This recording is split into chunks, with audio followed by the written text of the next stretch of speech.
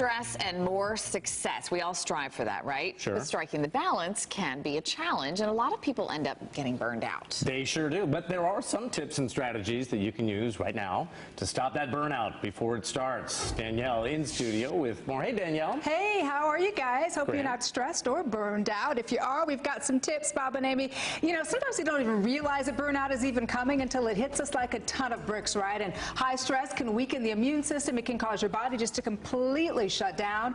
Joining me with some really good coping strategies to stop stress before it starts is Orlando mom, Karen Pelot. She is CEO of Pelot & Associates. It is a company that specializes in getting both individuals and companies to perform at their best. Good morning, Karen. Good morning. Good to see you. Thank you so much for being here. Thanks for being here. And I have to tell you, when we were talking about this segment earlier today, your tips and strategies were just amazing, some of which I had never heard before, because burnout is real. And sometimes, you know, it hits us and we're like, why am I feeling this way? Oh, I'm burned out, but we didn't even see it coming. Absolutely. We push ourselves so hard day in and day out that it sneaks up on us, often before we know it, having really detrimental effects not only on our ability, but also our physical abilities as well. Absolutely. And so when we talk about some tips and coping strategies to stop burnout before it starts, you know, your suggestions were really interesting because they were unique. They were tips that I had not heard of before. You want to go through them? I would love to. Thanks. I've got 3 quick tips today. The first is take care of your body. I know we all know we need to eat right, exercise, and get enough rest, but many of us still don't do it.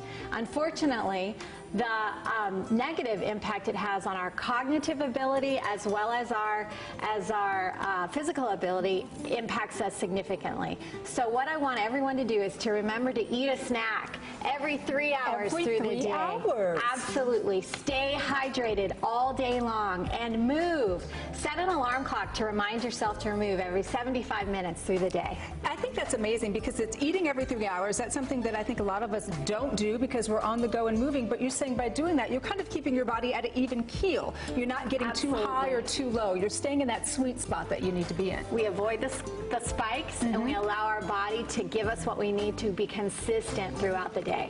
One of the other things that you say that I actually loved was develop a curious mindset. What does that mean? So as we move through our busy days, day in and day out, we oscillate between what I like to call learner head and judger head. When we're in learner head, we feel open, calm, collaborative, creative. But when we're in judger head, we pick up the negative emotions. We feel angry, self-righteous, agitated.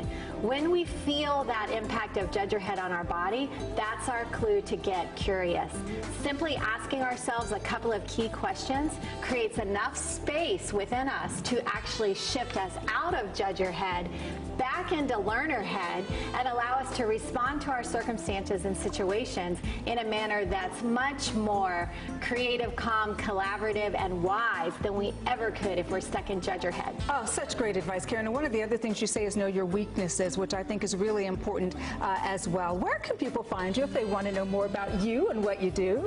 They can find me at pelotandassociates.com. All right. Thank you so much for finding us here on Good Day. We appreciate you. Thank you. Thanks, Karen. Guys, back to you.